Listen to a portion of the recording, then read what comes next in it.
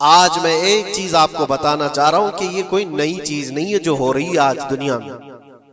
ये फैलने वाली है और क़यामत के करीब हम आ चुके हैं। हो सकता है दुनिया पूरी जंगों के लपेट में हो, जो रसूल पाक सल्लल्लाहु अलैहि वसल्लम ने इरशाद फरमाया, कत्ल इतना बढ़ जाएगा कि 100 लोग हों तो 99 मर जाएंगे, एक बच जाएगा। कत्ल इतना बढ़ जाएगा, ये जंग की आग हो सकता है आसपास सब फैल जाए, जिसकी वजह से इस वबा में, इस बला में सब मुलव्विस होने लग जाएंगे। और एक बात ये भी याद रखो, चाहे जैसी भी हुकूमत हो, तारीख पूरी उठा करके देखना, जुल्म के बाद जो गुरूर और तकब्बुर में आकर फिरौन बनने की कोशिश करता है, उसका अंजाम अल्लाह ताला बहुत भयानक फरमाता है। ब्रदरान मिल्लत इस्लामी, अस्सलामु अलैकुम व रहमतुल्लाहि व बरकातुहू। अल्हम्दुलिल्लाह अल्हम्दुलिल्लाहिल हन्नानिल मन्नान अल्लज़ी खलक़ल इंसान व अल्लमहुल बयान वस्सलातु वस्सलामु अला रसूलिही सय्यिदिल इंसी वल जान व अला आलिही व अस्हाबिही ज़विल खैरि वल इहसान, अम्मा बअद। फ़अऊज़ु बिल्लाहि मिनश शैतानिर रजीम, बिस्मिल्लाहिर रहमानिर रहीम। वज़ुरिबत अलैहिमुज़्ज़िल्लतु वल मस्कनतु वबाऊ बिग़ज़बिन मिनल्लाह ज़ालिका बिअन्नहुम कानू यकफुरून बिआयातिल्लाहि व यक़्तुलूनन नबिय्यीन बिग़ैरि हक़्क़ ज़ालिका बिमा असौ व कानू यअतदून। सदक़ल्लाहु मौलानल अज़ीम। बारगाह रिसालत मुआब सल्लल्लाहु अलैहि वसल्लम में दुरूद पाक का हदिया पेश कर लें। अल्लाहुम्मा सल्लि अला सय्यिदिना व मौलाना मुहम्मदिन मअदनिल जूदि वल करम व आलिहि व अस्हाबिहिल किराम व इब्निहिल करीम व बारिक व सल्लिम सलातन दाइमतन सरमदन अबदा। इकबाल ने कहा है, सतीजा कार रहा है अजल से ता इमरोज, शरारे बूलहबी से चरागे मुस्तफवी। मतलब ये है कि शुरू के दिनों से ही इस कायनात में, इस दुनिया में एक मारका चलता आ रहा है। मारका मतलब जंग, मुकाबला। वो किस चीज का है? इकबाल कहता है, सतीजा कार रहा है अजल से ता इमरोज, शुरू से लेके आज तक एक मुकाबला चलता आ रहा है। वो मुकाबला किसका है? शरारे बूलहबी से चरागे मुस्तफवी का। मुस्तफ़ा करीम सल्लल्लाहु अलैहि वसल्लम की चिराग की रोशनी का मुकाबला अबू लहब की शरारतों के साथ। तो एक तो ये कि इस्तिआरा है, इससे पहले भी फिरौन और मूसा का, नमरूद और इब्राहीम का अलैहिस्सलाम, ये मुकाबला इस रुए अर्दी पर चलता रहा और हक व बातिल के मारके होते रहे और होते भी रहेंगे। फी जमाना हम जो हालात देख रहे हैं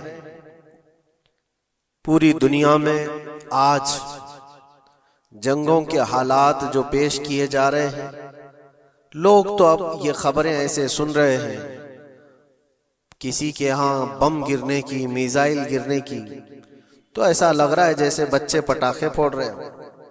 लोग यहाँ खबरें लेकर के मजे ले लेते हैं, फिर फॉरवर्ड कर देते हैं।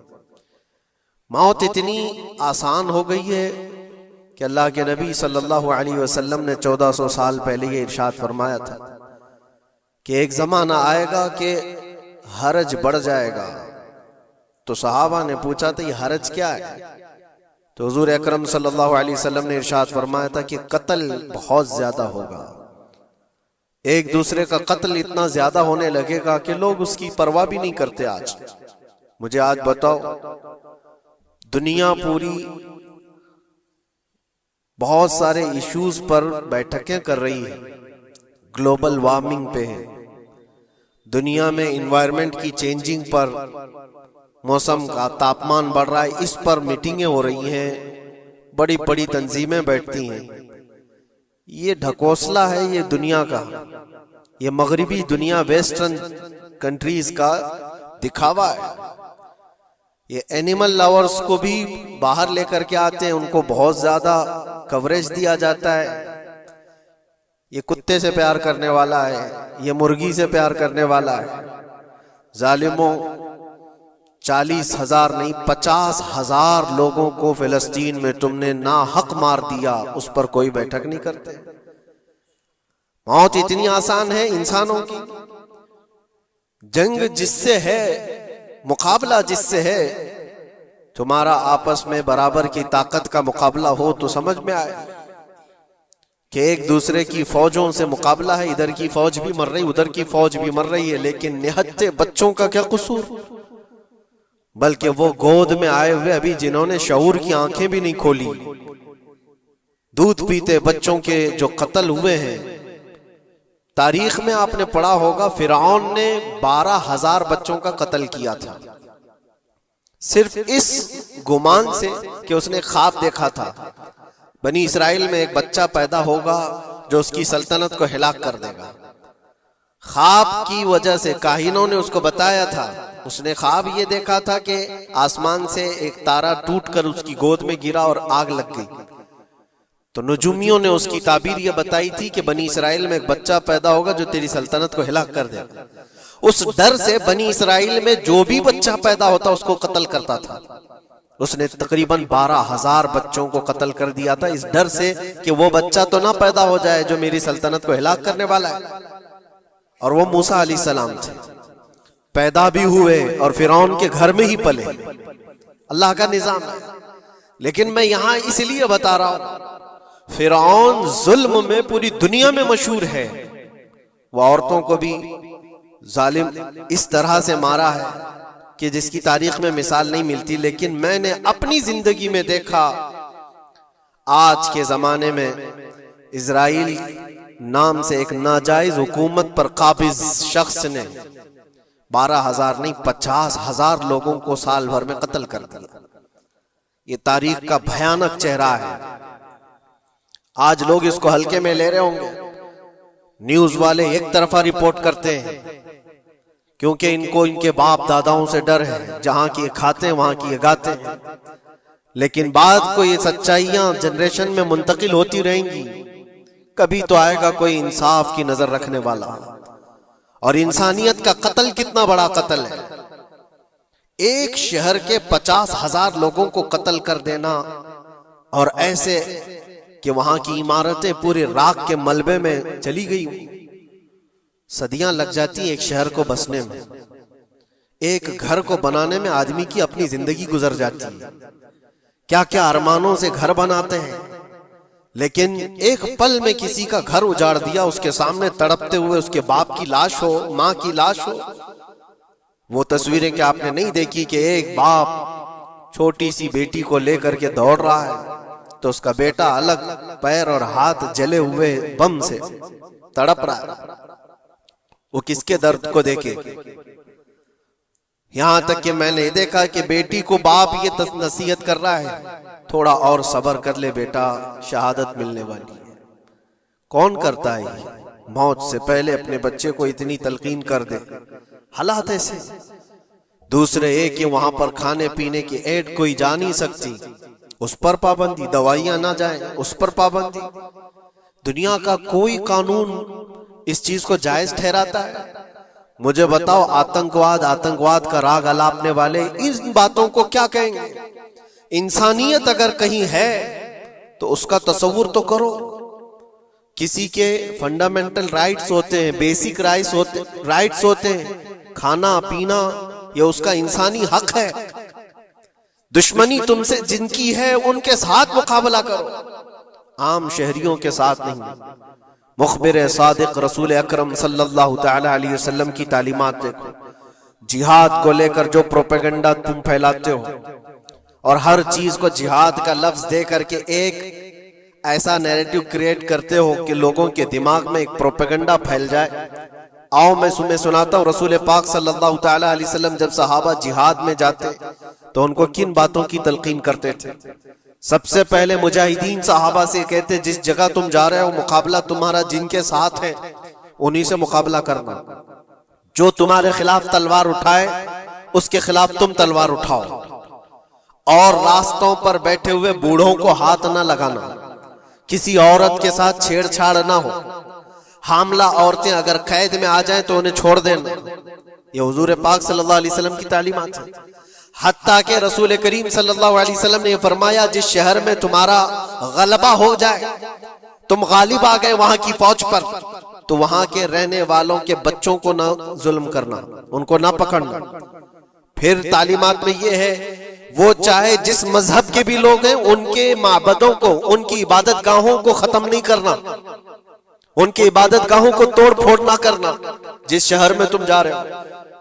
यहां तक कि हुजूर अकरम सल्लल्लाहु अलैहि वसल्लम की तालीमात तो देखो, हुजूर ये तक फरमाते थे मुजाहिदीन सहाबा को कि जिस शहर में तुम जा रहे हो वहां के दरख्तों के पत्ते भी ना उखाड़ना, दरख्तों को भी ना नुकसान पहुंचाना। जंगी तालीमात को आज कोई नजर में नहीं रखता है। दुनिया कहती है कि जंग के दौरान भी कुछ उसूल होते हैं, लेकिन कोई उसूल नहीं। हमने देखा है जिसकी ताकत है उसका बोलबाला है। ये दुनिया उनके खिलाफ कभी कोई बात नहीं करती। आज से तकरीबन 20 साल पहले भी इराक की क्या हालत थी आपने देखा होगा। एक झूठे प्रोपेगेंडे की वजह से पूरे इराक को तबाह किया गया। आज तक वो संभल नहीं पाया। न्यूक्लियर पावर इराक के अंदर मौजूद है, उसके रिएक्टर वहां पर मौजूद है। क्या क्या चीजें उस जमाने में फैलाई गई। सोशल मीडिया तो नहीं था उतना। दुनिया ने ये मान लिया कि हाँ दादा कह रहा है तो होगा, और हमला किया इसी बुनियाद पर। 20 साल हो गए, आज तक इराक में कोई न्यूक्लियर पावर प्लांट नहीं नजर आया, कहीं नहीं। एक झूठे प्रोपेगेंडे की वजह से वहां के कितने लाख लोगों को बेघर होना पड़ा है पता है। कुछ जगह ऐसी हैं जहां बम बरसाए गए, आज तक वहां कोई सब्जा नहीं उगता, कोई वहां पर फसल नहीं होती। मैंने खुद अपनी आंखों से देखा एक नया मैदान जिसपे लोग फुटबॉल खेलते थे, चंद सालों के बाद देखो तो पूरा मैदान कब्रों से भरा हुआ है। कब्रें हैं वहां पर, पूरी कब्रें हैं। लोगों को जनाजा उठाने के लिए लोग नहीं मिलते हैं। मौत इतनी आम कर दी गई थी। इन बातों को कोई कहता है? आपने सुना कभी अबू गुरैब जेल के मुतालिक? कैदियों के साथ जो वहशियाना सलूक किया इन गोरों ने, अल्लाह की पनाह, बहुत सख्त किस्म के, दुनिया में बदनामे जमाना जेल उसको कहा जाता है। हर तरह की वहां पर कैदियों के साथ आजमाइशें हुई, हर तरह की। उन पर कुत्ते छोड़ देना, उनकी शर्मगाहें काटना, उन पर पेशाब करना, हर चीज जो इंसानियत सोज है, इंसानियत को जला देने वाली, ये सारी हरकतें की गई। दुनिया खामोश है उस सिलसिले में।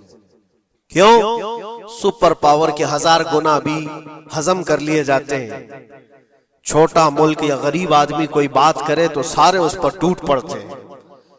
आज मैं एक चीज आपको बताना चाह रहा हूं कि ये कोई नई चीज नहीं है जो हो रही है आज दुनिया में। ये फैलने वाली है और कयामत के करीब हम आ चुके हैं। हो सकता है दुनिया पूरी जंगों के लपेट में हो, जो रसूल पाक सल्लल्लाहु अलैहि वसल्लम ने इरशाद फरमाया, कत्ल इतना बढ़ जाएगा कि 100 लोग हों तो 99 मर जाएंगे, एक बच जाएगा। कत्ल इतना बढ़ जाएगा। ये जंग की आग हो सकता है आसपास सब फैल जाए, जिसकी वजह से इस वबा में, इस बला में सब मुलविस होने लग जाएंगे। और एक बात ये भी याद रखो, चाहे जैसी भी हुकूमत हो, तारीख पूरी उठा करके देखना, जुल्म के बाद जो गुरूर और तकब्बुर में आकर फिरौन बनने की कोशिश करता है, उसका अंजाम अल्लाह ताला बहुत भयानक फरमाता है। बहुत भयानक अंजाम होता है। अब के जालिम भी अपने अंजाम के बहुत करीब आ चुके। इन्होंने जुल्म इतना किया है, वो बच्चों की आहें, वो औरतों की चीखें क्या बारगाह रब्बुल इज्जत में ना पहुंची होंगी? रब तबारक व तआला खुद फरमाता है, सयअलमुल लज़ीना ज़लमू अय्य मुनक़लबिन यनक़लिबून। अनक़रीब जालिम ये देख लेंगे कि किस पलटी में अल्लाह ताला उन्हें गिराने वाला है। जो जाल वो अपने दुश्मनों के लिए बुनते हैं, अल्लाह ताला उसी जाल में उनको फंसाता है। आज देखना आप, तारीख की सच्चाइयां आपको इस बात का जवाब देंगी। जालिम ये समझता है कि मैं खुदा के बराबर हो चुका, मुझे कोई भी हिलाक नहीं कर सकता। अल्लाह ताला फरमाता है इन्नमा तकुनु युद्रिकुमुल मौत वलौ कुंतुम फी बुरूजिम मुशय्यदा, तुम मजबूत किले में क्यों ना बैठे हो, मौत तुम्हारे पास आकर पकड़ लेगी। और रब तबारक व तआला के लिए कोई चीज नामुमकिन है। लोग आज हवा बनाते हैं कि एयर डिफेंस सिस्टम इतना बड़ा है कोई कुछ नहीं कर सकता। एक छोटे से पिद्दे से एक नाजायज कंट्री को महफूज दिखाने के लिए दुनिया पता नहीं क्या क्या बातें वायरल करती है। इजराइल के पास आयरन डोम है, एयर डिफेंस सिस्टम इतने बड़े हैं, कोई नहीं आ सकता। वो खुदा है? कोई खुदा है?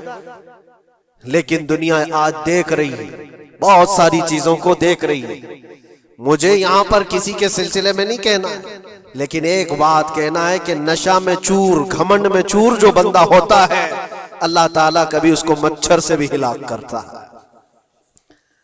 बहुत बड़ी ताकत का इससे मुकाबला होना जरूरी नहीं। तुम्हारे पास होगा बहुत बड़ा सिस्टम, लेकिन रब तबारक व तआला जब इंतकाम ले ले तो फिर तुम्हारे लिए बहुत बड़ी ताकतों की जरूरत नहीं। आप हमें तारीख बताओ, इराक में नमरूद एक जमाने में इस तरह की हरकत किया था कि उसने बहुत बड़ी इमारत बनाई थी, और उसके मुताबिक बात ये थी कि वो 1000 लोगों से तन्हा लड़ सकता था, इतनी उसकी ताकत थी। शेर से खुद मुकाबला करता था, कभी डरता नहीं था। नमरूद की ताकत मशहूर थी उस जमाने में, और सारे लोग उसकी ताकत का लोहा मानते थे, हत्ता कि वो कभी अपनी जिंदगी में बीमार नहीं हुआ था। आदमी जब बीमार नहीं होता तो उसका गुरूर बढ़ जाता है, सोचता है मुझे कुछ हो नहीं सकता। नमरूद ने उसके बाद ये देखा सारी दुनिया मेरे कब्जे में है, ताकत और दौलत के जखीरे सब उसके पास से, लेकिन एक चीज नहीं थी, मौत। मौत पर कंट्रोल। इसको कैसे किया जाए कंट्रोल? यानी मरने से बच तो नहीं पाएगा, ये कंट्रोलिंग पावर भी हमारे पास होना चाहिए। उसने एक बहुत बड़ी इमारत बनाई, कहा कि खुदा आसमानों में होता है, हम इतनी बड़ी इमारत बनाएंगे कि उन इमारतों पर चढ़कर खुदा को ललकारेंगे। आजा मैं मुकाबला करता हूं, और मुकाबला करके मैं खुदा को गिरा दूंगा किसी भी तरह से। अगर मुझसे ना हो सके तो पूरी फौज को तैयार करूंगा। खुदा से लड़ाई लड़ करके एक बार वो मौत और हयात का पावर अपने हाथ में ले लेंगे, फिर हमको जब तक चाहे जीना है। कहां की खाम ख्याली। लेकिन उसने बनाया, पूरी दुनिया भर से लोगों को जमा किया, सबकी जुबान एक बनाया, सबकी करेंसी एक बनाया, सारी उस पूरी दुनिया के लोग उसकी फौज में। सबको ये बावर कराना शुरू किया कि हमारी लड़ाई है दुनिया से नहीं, हमारी लड़ाई क्रिएटर से, खालिक से। हम उससे पावर छीन लेंगे एक बार, और फिर अपने हाथ में मौत और हयात का कंट्रोल रखेंगे। जिसको जितनी लंबी उम्र चाहिए मैं दूंगा, जिसको जब तक जीना है मैं दूंगा। अजल तक, अजल से लेकर अबद तक ये सारे ख्यालात उसके थे, और उसने जमा किया, इमारत भी बनाया, फौज भी तैयार किया। क्या रब तबारक व तआला ये नहीं देख रहा था? उसकी तैयारी, उसका जमा करना, उसकी इमारत बनाना, बहुत दिनों तक ये सब काम चलता रहा। रब तबारक व तआला किसी से गाफिल नहीं, दिलों में गुजरने वाले हालात से भी बेखबर नहीं, लेकिन बंदे को रब तबारक व तआला ढील देता है। कुरान में रब ताला फरमाता है, वला यहसबन्नल्लज़ीना कफरू अन्नमा नुमली लहुम खैरुल लिअन्फुसिहिम इन्नमा नुमली लहुम लियज़दादू इस्मा।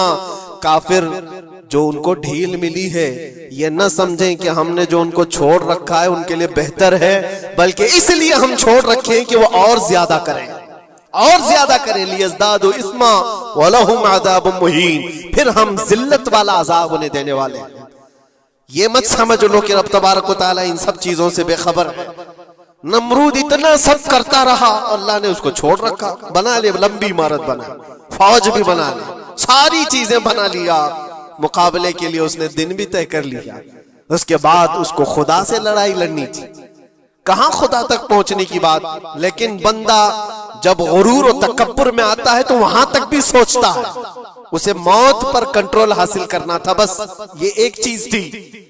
फिर जब वो दिन आया, किताबों में मिलता है, अल्लाह तबारक व तआला ने फरिश्ते उसकी जो तादाद है उसका किसी को इल्म नहीं। बारिश के जितने कतरात गिरते हैं ना, एक एक फरिश्ता बूंद लाकर रखता है। अब आप अंदाजा कर सकते हैं फरिश्तों की तादाद कितनी हो सकती। उसमें जो बड़े फरिश्ते हैं वो जिब्राइल, मीकाईल, इसराफील और इज़राइल अलैहिमुस्सलाम, जो सरदार मलाइका हैं, फरिश्ते हैं, उनके अपने अपने काम हैं, बहुत पावरफुल फरिश्ते हैं। इनकी बात नहीं कर रहा, किसी एक आम फरिश्ते को रब तबारक व तआला ने बुलाया और फरमाया जाओ जमीन पर हमारे एक बंदे ने हमसे लड़ाई का इरादा कर लिया है। उसकी ताकत और कुव्वत और उसकी जमा शुदा सारी चीजों को देख करके आओ। वो फरिश्ता जमीन पर आया, जिस जगह पर उसने ये सब जमा किया था, फरिश्ता उतरकर सिर्फ अपने पैर हिलाया था, पूरी इमारत भस्म हो गई। कुछ नहीं किया था, उसकी बनाई हुई इमारत भस्म हो गई।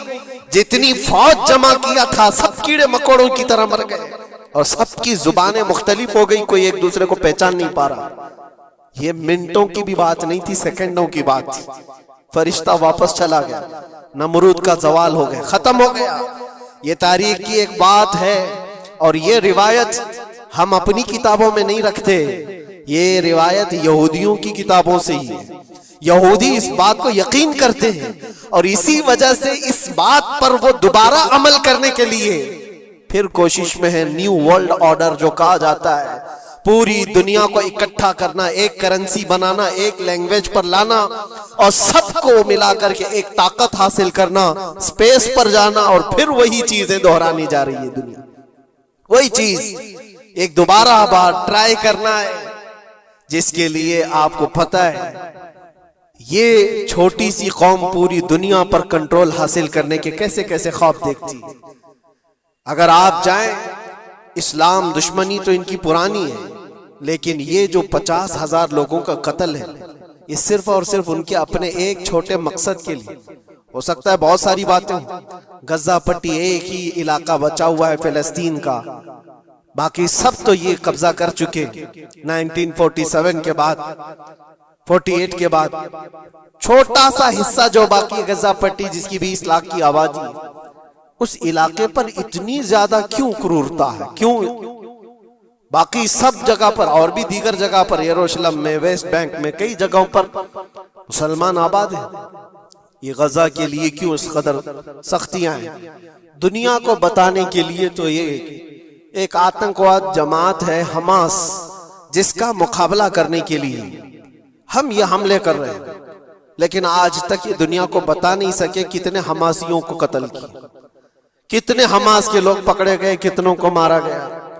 चंद होंगे, लेकिन उसके बदले में जो भारी कीमत चुकाई हो गजा के निहत्थे लोगों ने, 50,000 लोगों का कत्ल, ये तो रिकॉर्ड पे दिख रहा है। बाकी अल्लाह वाला, बाकी कितने हैं जिनकी तादाद मिल ना सकी हो। बाज दानिश्वरों ने यह भी बताया उसको सिर्फ और सिर्फ एक कैनल बनाना है जो दुनिया की ट्रेडिंग पर कब्जा हासिल करने के लिए। जो सुएज कैनाल है इजिप्ट का, जिससे मेडिटेरेनियन सी से लेकर के गुजरते हैं, 2 समंदरों को जोड़ने के लिए एक कैनल है मिस्र में, इजिप्ट में, जहां से इजिप्ट हर गुजरने वाले जहाज से टैक्स लेता है, हर गुजरने वाले जहाज से एक भारी कीमत लेता है, जिससे ट्रेडिंग पर असर भी रहता है। और जब वो चाहे बंद करे, 2 मरतबा उसने बंद भी किया था तारीख में 1950 के बाद। और ये ख्वाब देखता है इजराइल कि हम अपनी ही जगह से एक कैनल बना लें तकरीबन 300 किलोमीटर, जिसके लिए उसको गजा हासिल करना बहुत जरूरी है। ये बाज लोगों की अपनी तहकीक है। तो क्या कोई अपने मफाद का हासिल करने के लिए 50,000 लोगों का कत्ल कर सकता है? दुनिया को यह भयानक चेहरा भी तो मालूम होना चाहिए। अगर उनको कोई रास्ता बनाना है तो उसके लिए इंसानियत का कत्ल करना। मैं आपको एक बात अर्ज किए देता हूं, कुरान पाक ने जो फरमाया वो हक है, 100% हक है। अल्लाह ने फरमाया, मैंने खुतबे के बाद जो आयत पढ़ी, वदुरिबत अलैहिमुल ज़िल्लत वल मस्कनत, अल्लाह फरमाता है उन पर जिल्लत और गुर्बत लिख दी गई। किस पर? यहूदियों के मुताबिक। वबाउ बिग़ज़बिन मिन अल्लाह, और अल्लाह के गज़ब में रहेंगे वो हमेशा। आप सूरह फातिहा में पढ़ते हैं ना, गैरिल मग़दूबि अलैहिम वलद्दालिन। मग़दूब का मतलब क्या है? जिन पर अल्लाह का गजब हुआ, और वो यहूद कौम है। कुरान पाक की मैं आपको बात बता रहा हूं। और अल्लाह ताला फरमाता है वजह क्या है, ज़ालिका बिअन्नहुम कानू यकफुरून बिआयातिल्लाह, वो इसलिए कि अल्लाह की निशानियों को ठुकराते हैं, व यक़्तुलून नबिय्यीन बिगैरि हक़, और अल्लाह के नबियों को ना हक कत्ल करते हैं। अब दुनिया को यह अफसोस हो रहा होगा, जैसे मैंने अभी बताया 50,000 लोगों का कत्ल वहां कर दिया, ईरान में घुस गया, शाम में घुस गया, लेबनान में घुस गया, हर जगह मार मार मार और लोगों का कत्ल। मेरे अजीजों, ये तो आम लोगों का कत्ल है, और कुरान ये कहता है ये वो कौम है जो अल्लाह के नबियों को कत्ल करती थी। और तारीख में है तकरीबन 10,000 नबियों को इन्होंने कत्ल किया है। 10,000 नबियों को इन्होंने कत्ल किया है, सिर्फ अपनी मनमानी बात न पाए जाने की वजह से। हजरत ज़करिया अलैहिस्सलाम की बात मालूम है, ये तो बैतुल मुक़द्दस के मुतवल्ली थे। ज़करिया अलैहिस्सलाम बैतुल मुक़द्दस के इमाम थे, जिनका जिक्र है कुरान पाक में। हजरत ज़करिया अलैहिस्सलाम के पीछे यही कौम जो उनकी उम्मत में थी, यहूदियों के लिए भी वो मुक़द्दस नबी थे, लेकिन इन जालिमों ने हजरत ज़करिया अलैहिस्सलाम को दुश्मनी में रख करके ऐसा कत्ल किया था। अल्लाहु अकबर। ज़करिया अलैहिस्सलाम इनसे भाग करके निकले थे और एक दरख्त को जाकर कहा, ए दरख्त खुल जा, मैं तुझ में आता हूं। दरख्त खुल गया, हजरत ज़करिया अलैहिस्सलाम उसमें अंदर चले गए, दरख्त फिर बंद हुआ। तारीख में मौजूद है, इब्लीस लाइन ने, शैतान मरदूद ने यहूदियों को रास्ता भी बताया और दरख्त भी बताया कि इसके अंदर ज़करिया छुपे हुए, इसके अंदर ज़करिया है।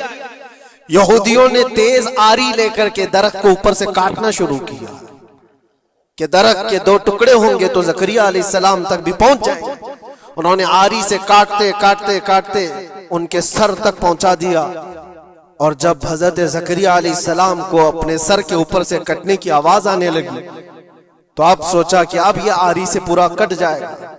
अल्लाह ताला की तरफ से निदा आई, ए ज़करिया सबर कर लो, अगर तुम इस पर आवाज निकालोगे तो सबर वालों में से तुम्हारा नाम निकल जाएगा। यहां तक के तारीख में है वो यहूदियों ने आरी से काटते काटते हजरत ज़करिया अलैहिस्सलाम के सर को चीर दिया और जिस्म के 2 टुकड़े हो गए। अल्लाह के नबी खामोश रहे, सबर करके रह गए। उनके बेटे यहया अलैहिस्सलाम ने यहूदियों के एक गवर्नर या बादशाह को यह कहा था कि एक निकाह में 2 बहनों को रखना जायज नहीं। उसने 2 बहनें एक साथ अपनी ज़ौजियत में रखा था। सिर्फ इतनी बात पर हजरत यहया अलैहिस्सलाम सिर्फ 33 साल के जवान थे। उस यहूदी जालिम ने यहया अलैहिस्सलाम के सर को काट करके बर्तन में लाकर नाश्ते में रखा था। अल्लाह के नबी की बात कर रहा हूं, अल्लाह के नबी के सर को काट कर तश्त पे रखा था। लेकिन तारीख की सच्चाइयां बताती हैं कि वो कटे हुए सर से यहया अलैहिस्सलाम बोलते थे, ए जालिम, अब भी मैं कहता हूं एक निकाह में 2 बहनों को रखना हराम है, हराम है। ये अल्लाह के नबियों की जिंदगी में बता रहा हूं जिनके साथ इन्होंने किया। ईसा अलैहिस्सलाम, ये पागल ईसाई जो आज उनकी कपड़ों में जाकर बैठे हुए होते हैं, जबकि जिंदगी भर ये लड़ते रहे हैं। कुरान भी कहता है वक़ालतिल यहूदु लैसतिन नसारा अला शै वक़ालतिन नसारा लैसतिल यहूदु अला शै। दोनों लड़ते थे। यहूदी कहते ईसाई कोई चीज ही नहीं, ईसाई कहते थे यहूदी कोई चीज ही नहीं। इनकी जंगें इतनी खतरनाक हुई, ये सब लिपापोती करके आज दिखाते हैं कि हम सब एक हैं। बहुत गहरी दुश्मनियां इनके दरमियान थी। ईसाइयत, हजरत ईसा अलैहिस्सलाम को क्या किया गया? जब उन्होंने अपने पैगामात फैलाए तो ईसा अलैहिस्सलाम को भी कत्ल करने का मंसूबा यहूदियों ने बनाया था, और पूरे लोग आकर हजरत ईसा अलैहिस्सलाम के घर को घेराव कर लिए। ईसा अलैहिस्सलाम को उस रात अल्लाह ताला ने आसमानों पर उठा लिया और एक यहूदी को अंदर देखने के लिए भेजा था यहूदियों ने कि जाकर देखो ईसा है कि नहीं। तो अल्लाह ताला ने वो आए हुए यहूदी को ईसा अलैहिस्सलाम की शक्ल दे दी, ईसा अलैहिस्सलाम को उठा लिया। यहूदी जो बाहर खड़े मुंतजिर थे, हमारा आदमी अंदर गया है देखने के लिए, मारने के लिए, कत्ल करने के लिए, अभी तक आया नहीं। तो सबके सब अंदर घुस गए। देखा वो आदमी बैठा हुआ है, उसी को पकड़कर लाकर सूली पर चढ़ा दिया ईसा समझ करके। लेकिन इत्तेफाक ये है कि उसको पूरी शक्ल नहीं दी गई थी, आधी शक्ल ईसा अलैहिस्सलाम की थी और आधी उसकी खुद की थी। बाद में यहूदियों में खुद इख्तिलाफ हो गया, हमारा बंदा कहां गया जो ढूंढने के लिए गया था, वो गायब कहां है? और अगर ये हमारा बंदा है जो ढूंढने के लिए गया था तो फिर ईसा कहां है? ये इख्तिलाफ में, ये शक में 550 साल गुजर गए। फिर मेरे मुस्तफा सल्लल्लाहु अलैहि वसल्लम तशरीफ लाए और कुरान ने इस बात को वाज़ेह किया, न तुमने ईसा का कत्ल किया न सूली चढ़ाई है, ईसा अलैहिस्सलाम जिंदा है, अल्लाह ने आसमानों पर उन्हें उठाया। ये तो ईसाइयों पर एहसान है कुरान का, जो सच्चाइयां 550 साल पहले की बताया। मेरे अजीजों, ये तारीख में आपको बता रहा हूं, नबियों का कत्ल करने वाली कौम, उनके सामने आम इंसान क्या माने रखते हैं। ये दुनिया की सारी कौमों को हकीर समझने वाली कौम, दुनिया के पूरे जखीरों को अपनी मिल्कियत समझने वाली कौम, उनका अकीदा है ये दुनिया का जितना गोल्ड है, जितना सोना है, उस पर सिर्फ और सिर्फ उनकी कौम का कब्जा होना चाहिए, पूरी दुनिया को। आपको पता है मदीने तैयबा में हुजूर पाक सल्लल्लाहु अलैहि वसल्लम की आमद से पहले ये सब के सब मदीने में बसे हुए थे। 550 साल से इंतजार कर रहे थे हुजूर के आने का, दूसरी कौमों को डराते थे। क्यों? उनकी किताब में मौजूद था आखिरी नबी के आने की सारी बातें मौजूद थी। आखिरी नबी आएंगे, उनके मानने वालों का गलबा होगा, वो अपने नूरे नबुव्वत से लोगों के दिलों को पाक करेंगे। उनकी शक्ल भी बताई गई थी तौरात में, उनके आने की जगह भी बताई गई थी। पूरे हिजाज में खजूरों का झुंड एक इलाका होगा जहां ये नबी आएंगे, और वो मदीने के अलावा कोई जगह ही नहीं थी। यहूदी ये सब चीजें देखकर हुजूर के आने से 550 साल पहले से इंतजार में थे, वो नबी यही आएंगे, यही आएंगे। और दूसरी कौमों को डराते थे, हमसे मत उलझना, आखिरी नबी आने वाले हैं हमारे, और उस नबी के आने के बाद फिर हम चुन चुन कर तुमसे बदला लेंगे। और जब कभी मुसीबत आती तो अल्लाह से दुआ भी ये करते थे कि अल्लाह वो आखिरी नबी जो हमारे इलाके में आने वाले हैं, उनके सदके में तू हमारी बलाओं को दूर कर। ये वो कौम है जो हुजूर आखिरुन नबीयीन सल्लल्लाहु अलैहि वसल्लम के इंतजार में वक्त काट रही थी। लेकिन हुआ ये, उनका अकीदा ये था कि आखिरी नबी तो बनी इसराइल में ही पैदा होंगे, हमारे खानदान में पैदा होंगे। इन्होंने ठेका ले रखा है आखिरी नबी कहां पैदा होंगे ये फैसला करेंगे। अल्लाह तबारक व तआला ने आखिरी नबी हमारे आका सल्लल्लाहु अलैहि वसल्लम को बनी इसराइल में नहीं, बनी इस्माइल में पैदा किया। इस्माइल अलैहिस्सलाम की औलाद में पैदा किया। और ये इस्माइल अलैहिस्सलाम की औलाद पूरे अरब में आबाद थी। अरब में पूरी आबादी इस्माइल अलैहिस्सलाम की थी। मक्का को आबाद किसने किया? इस्माइल अलैहिस्सलाम। इस्माइल अलैहिस्सलाम की औलाद पूरे मक्का में, आसपास सब इलाकों में आबाद, सारी जितने भी नस्ब है वो इस्माइल अलैहिस्सलाम तक पहुंचते हैं, अरब वालों के। और ये यहूदी बनी इसराइल है, यानी याकूब अलैहिस्सलाम की औलाद में से। और ये दूसरों को हकीर जानते थे। जब तक ये लोग अरब में थे, मदीने में थे, इन्होंने हर एक को हिकारत से देखा। अरबों से इनके ताल्लुकात ऐसे नहीं थे, आम लोगों से कहते हमारे से बात करने के काबिल नहीं है, सबको उम्मी कहते थे, अनपढ़, जाहिल, ऐसे अल्फाज से अरबों को पुकारते थे। अरबों से अगर इनके ताल्लुकात होते भी तो बड़े बड़े टॉप लीडर जो होते हैं अरबों के, बस उनसे ताल्लुकात थे। आम लोगों को गिनते ही नहीं, कचरा कहते थे। बनी इस्माइल को जब ये कचरा कहते थे, और बनी इस्माइल में जब आखिरी नबी पैदा हो गए तब क्या कहने लगे पता है? कहते नहीं, ये गलत हो गया। आखिरी नबी तो बनी इसराइल में पैदा होने वाले थे, ये जिब्राइल ने शरारत किया और बनी इस्माइल में जाकर के नबूवत दी थी। कुछ तो ये कहने लगे, कुछ तो कहने लगे वो है ही नहीं आखिरी नबी।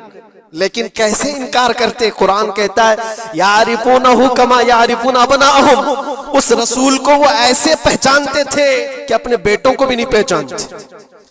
उनके बेटों के सही होने पर भी उनको इतना यकीन नहीं था कि हमारा ही बेटा है या नहीं, लेकिन हुजूर को देख करके ये यकीन था कि आखिरी रसूल ही, आखिरी रसूल होने की सारी निशानियां उन्होंने जो पढ़ी थी वो सब हुजूर के पास मौजूद थी। इसीलिए तो मेरे अजीजों, जो सहाबा यहूदियत से इस्लाम में आए, उन्होंने सब निशानियां देखी। हजरत सलमान फारसी की बात बता रहा, वो ईसाइयत में थे, सालों उन्होंने ईसाइयत में गुजारे और उन्होंने भी यही सब बातें सुनी थी। यसरब एक इलाका है हिजाज में, खजूरों के बागात का झुंड है वहां पर, आखिरी नबी वहीं आने वाले। तो ये कहां से आए थे? सलमान फारसी इराक से आए थे, मदीने में आकर गुलाम बन गए, एक खजूरों के बाग में काम करते थे बरसों तक। फिर वो वक्त आ गया जब हुजूर पाक सल्लल्लाहु तआला अलैहि वसल्लम मक्का से हिजरत करके मदीने आए थे। मस्जिद कुबा जहां है वहां 14 दिन तक हुजूर क़याम किए हुए थे। तो वो बागीचे का जो मालिक है, सलमान फारसी का जो मालिक था, उसका भतीजा आकर के खबर देता है, चाचा सुना है एक नई खबर, यसरब में एक शख्स आया है मक्का से, हसीन चेहरा है, गुलाबी रंगत है, बोलता है तो लोग सब उसकी तरफ देखते हैं और वो कहता है कि मैं अल्लाह का आखिरी रसूल हूं। यहूदी का भतीजा अपने चाचा को एक खबर दे रहा है। सलमान फारसी खजूर के दरख्त के ऊपर बैठे खजूर काट रहे थे या साफ कर रहे थे। ये खबर सुने कि वहां से छलांग लगाकर नीचे आ गए, जिसके इंतजार में तो सालों गुजार दिया था। क्या कहा तुमने?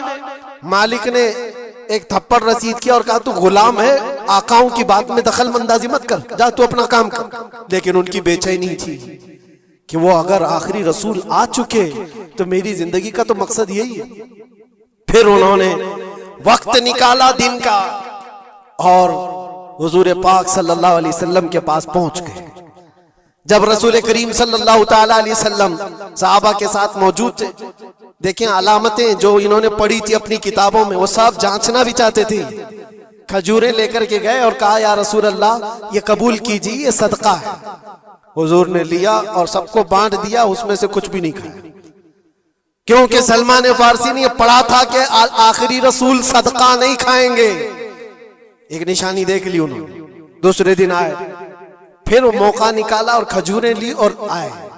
हुजूर से आकर के कहा कि ये लीजिए, कबूल कीजिए, ये हदिया है। हुजूर ने खुद भी खाया और सबको तकसीम किया। कहा ये किताब में मौजूद है, वो आखिरी रसूल हदिये को इनकार नहीं करेंगे, तहाइफ कबूल करेंगे। दो अलामतें देखी। फिर एक दिन, तीसरा दिन था, रसूल पाक सल्लल्लाहु अलैहि वसल्लम एक जनाजे में थे। तहबंद थी हुजूर के, चादर थी जिस्म के ऊपर। सलमान फारसी एक और निशानी देखने के लिए आए हुए थे जो किताबों में पड़ी थी। कभी हुजूर के दाएं आते, कभी बाएं आते, कभी आगे कभी पीछे, पूछने की या कुछ बात करने की कोशिश कर रहे थे। हुजूर सल्लल्लाहु अलैहि वसल्लम ने उनको देख लिया और कहा सलमान आ जाओ इधर।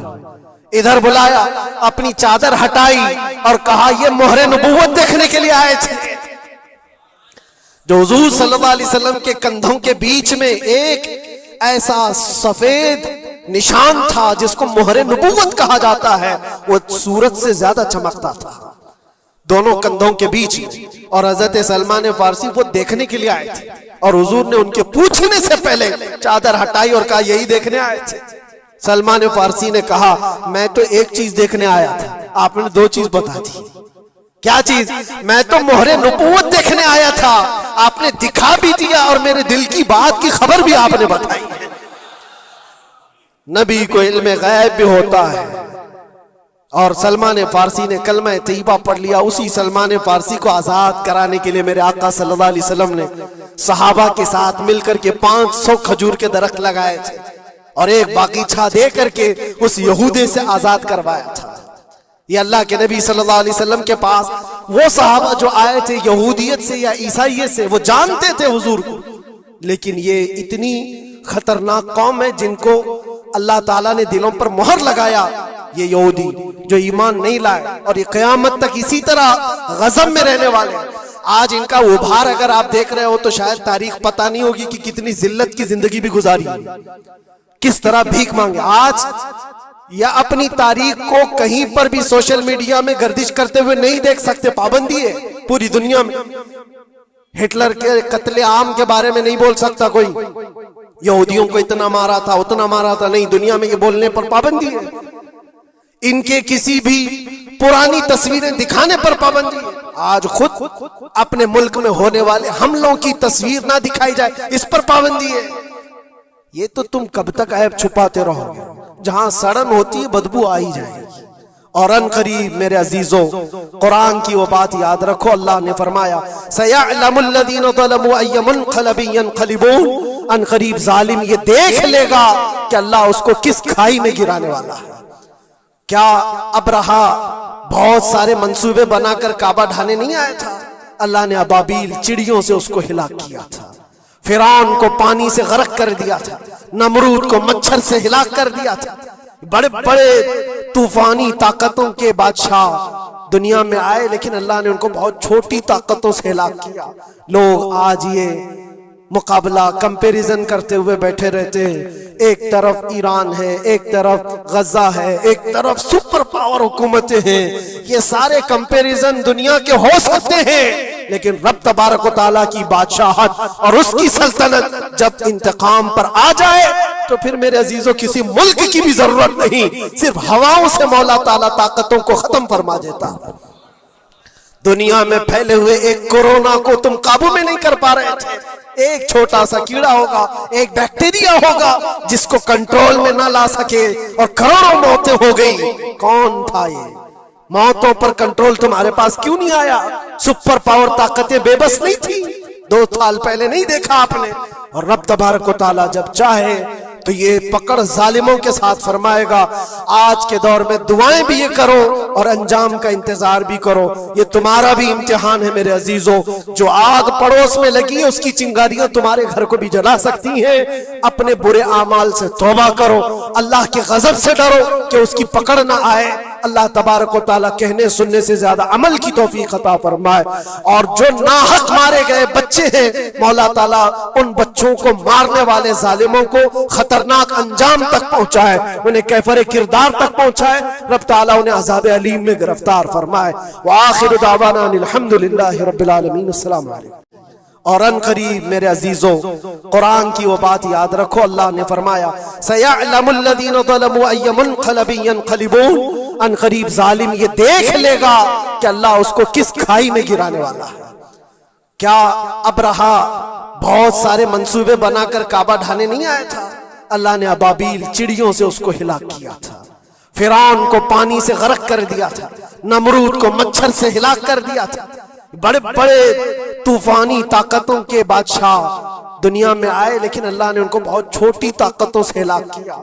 लोग आज ये मुकाबला कंपैरिजन करते हुए बैठे रहते हैं, एक तरफ ईरान है, एक तरफ गजा है, एक तरफ सुपर पावर हुकूमतें हैं। ये सारे कंपैरिजन दुनिया के हो सकते हैं, लेकिन रब तबारक व तआला की बादशाहत और उसकी सल्तनत जब इंतकाम पर आ जाए तो फिर मेरे अजीजों किसी मुल्क की भी जरूरत नहीं, सिर्फ हवाओं से मौला ताला ताकतों को खत्म फरमा देता।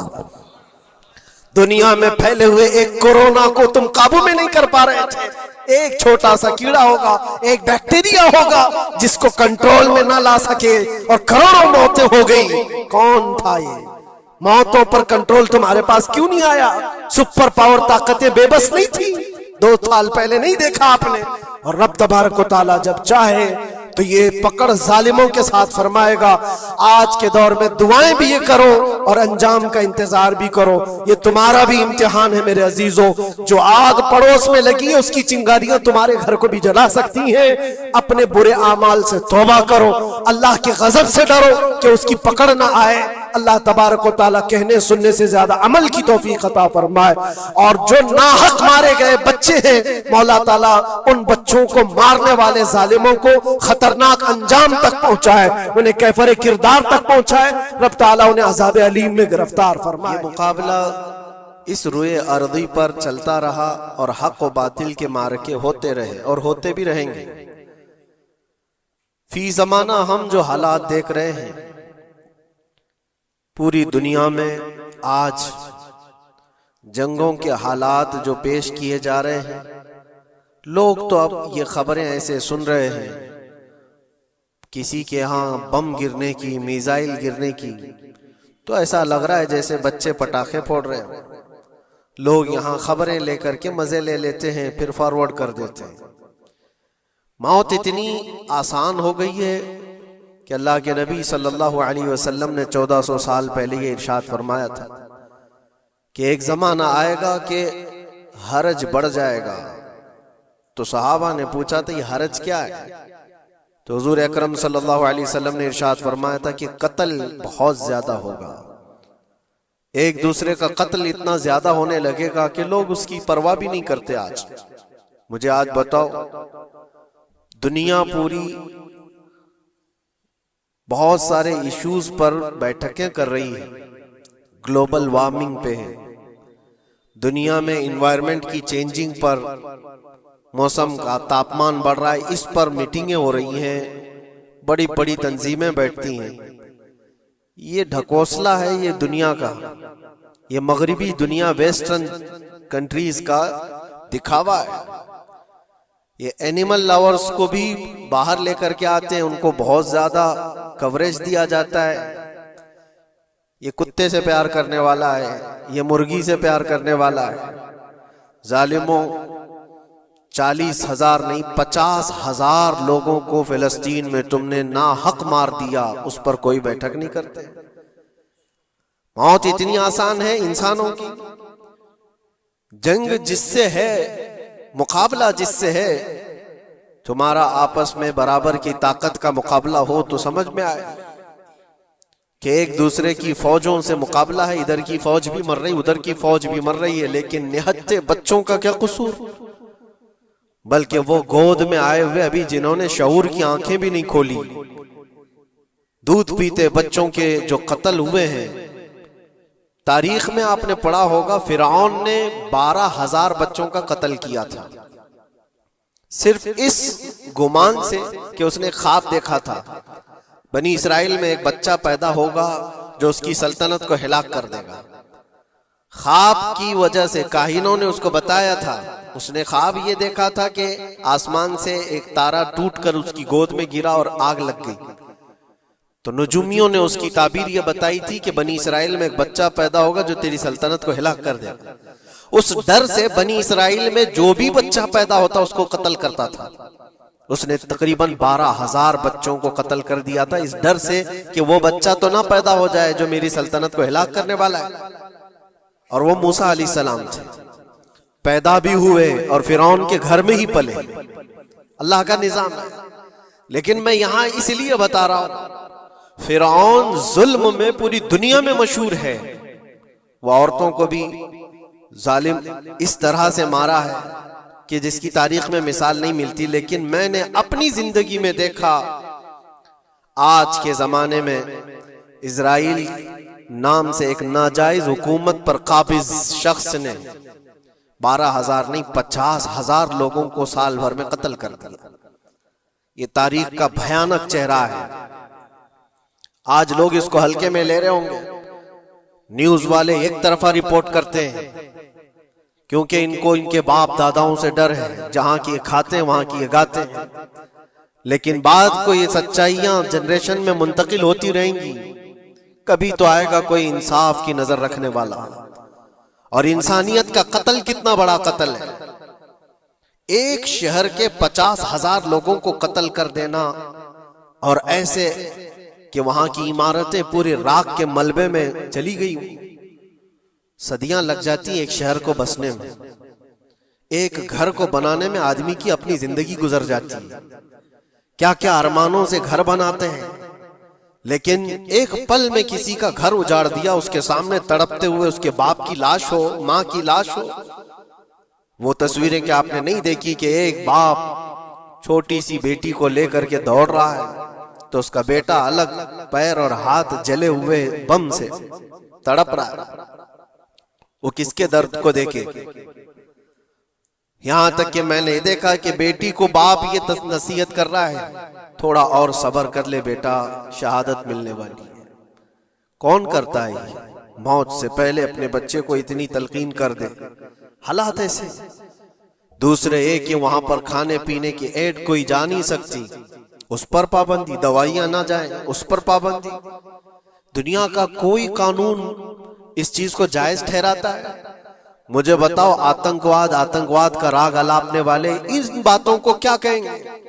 इंसानियत अगर कहीं है तो उसका तस्वुर तो करो। किसी के फंडामेंटल राइट्स होते हैं, बेसिक राइट्स होते हैं, खाना पीना, ये उसका इंसानी हक है। दुश्मनी तुमसे जिनकी है उनके साथ मुकाबला करो, आम शहरियों के साथ नहीं। मुखबिर सादिक रसूल अकरम सल्लल्लाहु तआला अलैहि वसल्लम की तालीमात देखो। जिहाद को लेकर जो प्रोपेगेंडा तुम फैलाते हो और हर चीज को जिहाद का लफ्ज दे करके एक ऐसा नैरेटिव क्रिएट करते हो कि लोगों के दिमाग में एक प्रोपेगेंडा फैल जाए। आओ मैं तुम्हें सुनाता हूँ, रसूल पाक सल्लल्लाहु तआला अलैहि वसल्लम जब सहाबा जिहाद में जाते तो उनको किन बातों की तलकीन करते थे। सबसे पहले मुजाहिदीन सहाबा से कहते, जिस जगह तुम जा रहे हो मुकाबला तुम्हारा जिनके साथ है उन्हीं से मुकाबला करना। जो तुम्हारे खिलाफ तलवार उठाए उसके खिलाफ तुम तलवार उठाओ, और रास्तों पर बैठे हुए बूढ़ों को हाथ ना लगाना, किसी औरत के साथ छेड़छाड़ ना हो, हामला औरतें अगर कैद में आ जाएं तो उन्हें छोड़ देना। ये हुजूर पाक सल्लल्लाहु अलैहि वसल्लम की तालीमात है। हत्ता के रसूल करीम सल्लल्लाहु अलैहि वसल्लम ने फरमाया, जिस शहर में तुम्हारा गलबा हो जाए, तुम गालिब आ गए वहां की फौज पर, तो वहां के रहने वालों के बच्चों को ना जुल्म करना, उनको ना पकड़ना। फिर तालीमात में ये है, वो चाहे जिस मजहब के भी लोग हैं उनके माबदों को, उनकी इबादत गाहों को खत्म नहीं करना, उनकी इबादत गाहों को तोड़ फोड़ ना करना जिस शहर में तुम जा रहे हो। यहां तक कि हुजूर अकरम सल्लल्लाहु अलैहि वसल्लम की तालीमात तो देखो, हुजूर ये तक फरमाते थे मुजाहिदीन सहाबा को कि जिस शहर में तुम जा रहे हो वहां के दरख्तों के पत्ते भी ना उखाड़ना, दरख्तों को भी ना नुकसान पहुंचाना। जंगी तालीमात को आज कोई नजर में नहीं रखता है। दुनिया कहती है कि जंग के दौरान भी कुछ उसूल होते हैं, लेकिन कोई उसूल नहीं। हमने देखा है जिसकी ताकत है उसका बोलबाला है। ये दुनिया उनके खिलाफ कभी कोई बात नहीं करती। आज से तकरीबन 20 साल पहले भी इराक की क्या हालत थी आपने देखा होगा। एक झूठे प्रोपेगेंडे की वजह से पूरे इराक को तबाह किया गया, आज तक वो संभल नहीं पाया। न्यूक्लियर पावर इराक के अंदर मौजूद है, उसके रिएक्टर वहां पर मौजूद है, क्या क्या चीजें उस जमाने में फैलाई गई। सोशल मीडिया तो नहीं था उतना, दुनिया ने ये मान लिया कि हाँ दादा कह रहा है तो होगा, और हमला किया इसी बुनियाद पर। 20 साल हो गए, आज तक इराक में कोई न्यूक्लियर पावर प्लांट नहीं नजर आया, कहीं नहीं। एक झूठे प्रोपेगेंडे की वजह से वहां के कितने लाख लोगों को बेघर होना पड़ा है पता है। कुछ जगह ऐसी हैं जहां बम बरसाए गए, आज तक वहां कोई सब्जा नहीं उगता, कोई वहां पर फसल नहीं होती। मैंने खुद अपनी आंखों से देखा एक नया मैदान जिसपे लोग फुटबॉल खेलते थे, चंद सालों के बाद देखो तो पूरा मैदान कब्रों से भरा हुआ है। कब्रें हैं वहां पर, पूरी कब्रें। लोगों को जनाजा उठाने के लिए लोग नहीं मिलते। मौत इतनी आम कर दी गई थी। इन बातों को कोई कहता है? आपने सुना कभी अबू गुरैब जेल के मुतालिक? कैदियों के साथ जो वहशियाना सलूक किया इन गोरों ने, अल्लाह की पनाह, बहुत सख्त किस्म के, दुनिया में बदनाम जमाना जेल उसको कहा जाता है। हर तरह की वहां पर कैदियों के साथ आजमाइशें हुई, हर तरह की। उन पर कुत्ते छोड़ देना, उनकी शर्मगाहें काटना, उन पर पेशाब करना, हर चीज जो इंसानियत सोज है, इंसानियत को जला देने वाली, ये सारी हरकतें की गई। दुनिया खामोश है उस सिलसिले में। क्यों? सुपर पावर के 1000 गुना भी हजम कर लिए जाते हैं। छोटा मुल्क या गरीब आदमी कोई बात करे तो सारे उस पर टूट पड़ते हैं। आज मैं एक चीज आपको बताना चाह रहा हूं कि ये कोई नई चीज नहीं है जो हो रही है आज दुनिया में। ये फैलने वाली है और कयामत के करीब हम आ चुके हैं। हो सकता है दुनिया पूरी जंगों के लपेट में हो, जो रसूल पाक सल्लल्लाहु अलैहि वसल्लम ने इरशाद फरमाया, कत्ल इतना बढ़ जाएगा कि 100 लोग हों तो 99 मर जाएंगे, एक बच जाएगा। कत्ल इतना बढ़ जाएगा, ये जंग की आग हो सकता है आसपास सब फैल जाए, जिसकी वजह से इस वबा में, इस बला में सब मुलविस होने लग जाएंगे। और एक बात ये भी याद रखो, चाहे जैसी भी हुकूमत हो, तारीख पूरी उठा करके देखना, जुल्म के बाद जो गुरूर और तकब्बुर में आकर फिरौन बनने की कोशिश करता है, उसका अंजाम अल्लाह ताला बहुत भयानक फरमाता है। बहुत भयानक अंजाम होता है। अब के जालिम भी अपने अंजाम के बहुत करीब आ चुके हैं। इन्होंने जुल्म इतना किया है, वो बच्चों की आहें, वो औरतों की चीखें क्या बारगाह रब्बुल इज्जत में ना पहुंची होंगी? रब तबारक व तआला खुद फरमाता है, सयअलमुल लज़ीना ज़लमू अय्य मुनक़लिबिन यनक़लिबून, अनक़रीब जालिम ये देख लेंगे कि किस पलटी में अल्लाह ताला उन्हें गिराने वाला है। जो जाल वो अपने दुश्मनों के लिए बुनते हैं, अल्लाह ताला उसी जाल में उनको फंसाता है। आज देखना आप, तारीख की सच्चाइयां आपको इस बात का जवाब देंगी।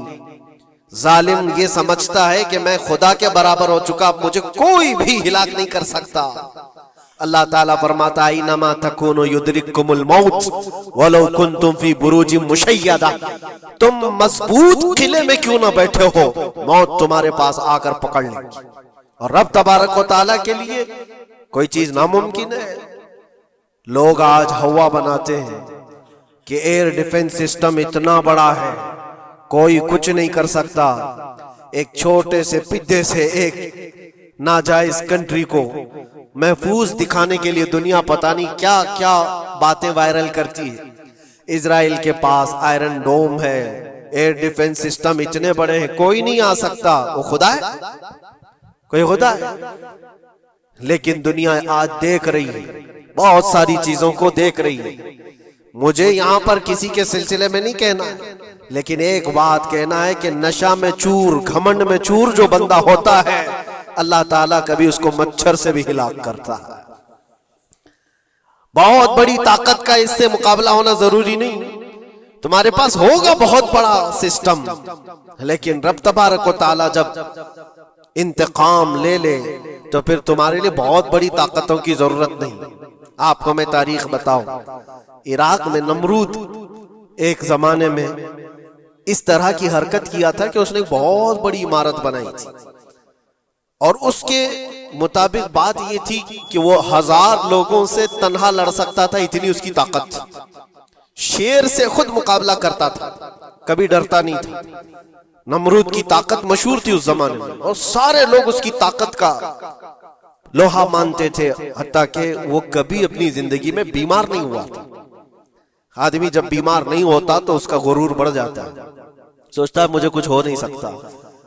नमरूद ने उसके बाद ये देखा, सारी दुनिया मेरे कब्जे में है, ताकत और दौलत के जखीरे सब उसके पास है, लेकिन एक चीज नहीं थी, मौत। मौत पर कंट्रोल। इसको कैसे किया जाए कंट्रोल? यानी मरने से बच तो नहीं पाएगा, ये कंट्रोलिंग पावर भी हमारे पास होना चाहिए।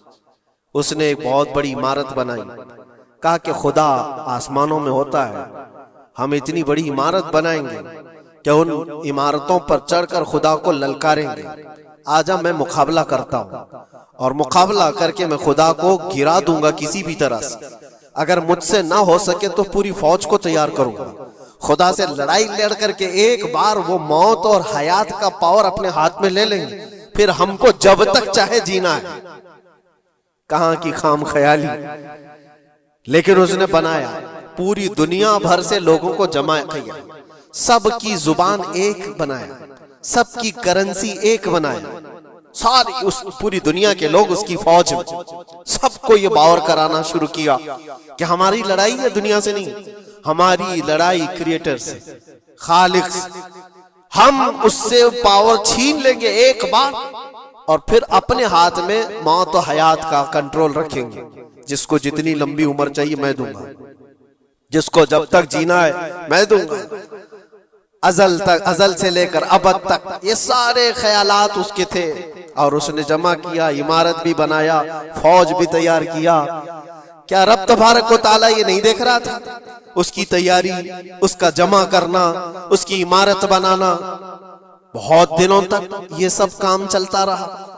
रब तबारक व तआला किसी से गाफिल नहीं, दिलों में गुजरने वाले हालात से भी बेखबर नहीं, लेकिन बंदे को रब तबारक व तआला ढील देता है। कुरान में रब ताला फरमाता है, वला यहसबन्नल्लज़ीना कफरू अन्नमा नुमली लहुम खैरुल लिअन्फुसिहिम इन्नमा नुमली लहुम लियज़दादु इस्मा।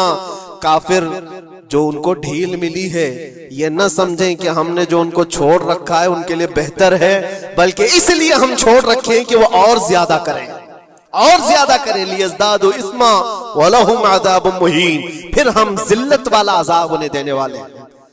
ये मत समझ लो कि रब तबारक व तआला इन सब चीजों से बेखबर है। नमरूद इतना सब करता रहा, अल्लाह ने उसको छोड़ रखा। बना ले लंबी इमारत, बना फौज भी बना ली, सारी चीजें बना लिया, मुकाबले के लिए उसने दिन भी तय कर लिया। उसके बाद उसको खुदा से लड़ाई लड़नी थी, कहां खुदा तक पहुंचने की बात। लेकिन बंदा जब गुरूर और तकब्बुर में आता है तो वहां तक भी सोचता है, उसे मौत पर कंट्रोल हासिल करना था, बस ये एक चीज थी। फिर जब वो दिन आया, किताबों में मिलता है अल्लाह तबारक व तआला ने फरिश्ते उसकी जो तादाद है उसका किसी को इल्म नहीं। बारिश के जितने कतरात गिरते हैं ना, एक एक फरिश्ता बूंद लाकर रखता है। अब आप अंदाजा कर सकते हैं फरिश्तों की तादाद कितनी हो सकती। उसमें जो बड़े फरिश्ते हैं वो जिब्राइल, मीकाईल, इसराफील और इज़राइल अलैहिमुस्सलाम, जो सरदार मलाइका हैं, फरिश्ते हैं, उनके अपने अपने काम हैं, बहुत पावरफुल फरिश्ते हैं। इनकी बात नहीं कर रहा, किसी एक आम फरिश्ते को रब तबारक व तआला ने बुलाया और फरमाया जाओ जमीन पर, हमारे एक बंदे ने हमसे लड़ाई का इरादा कर लिया है। उसकी ताकत और कुव्वत और उसकी जमा शुदा सारी चीजों को देख करके आओ। वो फरिश्ता जमीन पर आया, जिस जगह पर उसने ये सब जमा किया था, फरिश्ता उतरकर सिर्फ अपने पैर हिलाया था, पूरी इमारत भस्म हो गई। कुछ नहीं किया था, उसकी बनाई हुई इमारत भस्म हो गई। जितनी फौज जमा किया था सब कीड़े मकोड़ों की तरह मर गए और सबकी जुबानें मुख्तलिफ हो गई, कोई एक दूसरे को पहचान नहीं पा रहा। ये मिनटों की भी बात नहीं थी, सेकंडों की बात थी। फरिश्ता वापस चला गया, नमरूद का जवाल हो गया, खत्म हो गया। ये तारीख की एक बात है और ये रिवायत हम अपनी किताबों में नहीं रखते, ये रिवायत यहूदियों की किताबों से ही है। यहूदी इस बात को यकीन करते हैं और इसी वजह से इस बात पर वो दोबारा अमल करने के लिए फिर कोशिश में है। न्यू वर्ल्ड ऑर्डर जो कहा जाता है, पूरी दुनिया को इकट्ठा करना, एक करेंसी बनाना, एक लैंग्वेज पर लाना और सबको मिलाकर के एक ताकत हासिल करना, स्पेस पर जाना और फिर वही चीजें दोहरानी जा रही है दुनिया।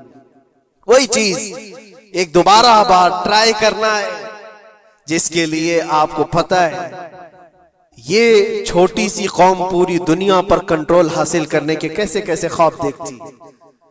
अगर आप जाएं, इस्लाम दुश्मनी तो इनकी पुरानी है, लेकिन ये जो 50,000 लोगों का कत्ल है, ये सिर्फ और सिर्फ उनके अपने एक छोटे मकसद के लिए। हो सकता है बहुत सारी बातें, गजा पट्टी एक ही इलाका बचा हुआ है फिलिस्तीन का, बाकी सब तो ये कब्जा कर चुके 1947 के बाद, 48 के बाद। छोटा सा हिस्सा जो बाकी गजा पट्टी, जिसकी 20 लाख की आबादी, उस इलाके पर इतनी ज्यादा क्यों क्रूरता है, क्यों? बाकी सब जगह पर और भी दीगर जगह पर, यरूशलेम में, वेस्ट बैंक में, कई जगहों पर मुसलमान आबाद हैं। ये गजा के लिए क्यों इस कदर सख्तियां हैं? दुनिया को बताने के लिए तो ये एक आतंकवाद जमात है हमास, जिसका मुकाबला करने के लिए हम ये हमले कर रहे हैं। लेकिन आज तक ये दुनिया को बता नहीं सके कितने हमासियों को कत्ल किया, कितने हमास के लोग पकड़े गए, कितनों को मारा गया, चंद होंगे।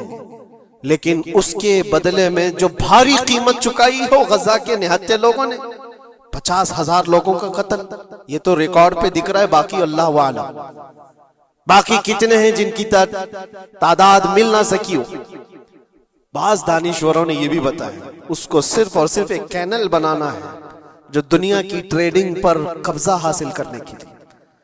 जो सुएज कैनाल है इजिप्ट का, जिससे मेडिटेरेनियन सी से लेकर के गुजरते हैं, 2 समंदरों को जोड़ने के लिए एक कैनल है मिस्र में, इजिप्ट में, जहां से इजिप्ट हर गुजरने वाले जहाज से टैक्स लेता है, हर गुजरने वाले जहाज से एक भारी कीमत लेता है, जिससे ट्रेडिंग पर असर भी रहता है।